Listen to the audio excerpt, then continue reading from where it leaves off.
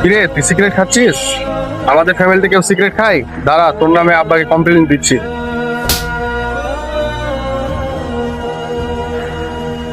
আমি সিগারেট খাই, বিড়ি খেয়ে তুই আমাকে শাসন করার কে? আমি আমার নিজের টাকা খাচ্ছি, তোর টাকা খাচ্ছি নাকি আমি? আর তুই আব্বাকে কমপ্লেন দিবি? যা আমার আব্বাকে কমপ্লেন দেখা। আমার টাকাতে সংসার চলে, আর তুই তো নিজে বেকার, তুই তো কিছু করিস না, আর তুই আমাকে শাসন করতে এসছিস?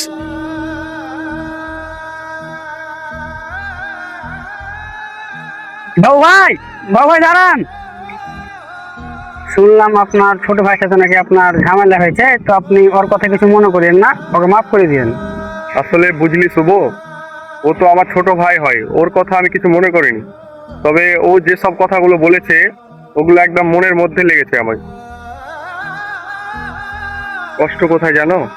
আজ আমার বেকারত্বের জন্য আমার ছোট ভাই কথা শোনালো এবং হাত পর্যন্ত তুললো। ছোট ভাইকে ছোট থেকে মানুষ করলাম, সেই ছোট ভাই আজকে আমার সাথে এই ব্যবহারটা করলো। বেকারত্ব জীবন যাপন করছি। আসলে আমরা চেষ্টা করি ভাই যাতে আমাদের চাকরিটা তাড়াতাড়ি হয়ে যায়, কিন্তু আমি লেখাপড়া শেষ করে প্রতি মাসে 2-3টা ইন্টারভিউ দিয়েছি। আসলে আমরা তো আমাদের সংসারের বোঝা হতে চাই না ভাই। চাকরি না পেলে আমি কি করব বল? পরিবারের বোঝা, আত্মীয় স্বজনদের খোটা, বন্ধু বান্ধবদের অবহেলা, জায়গায় বোঝা হয়ে আছি।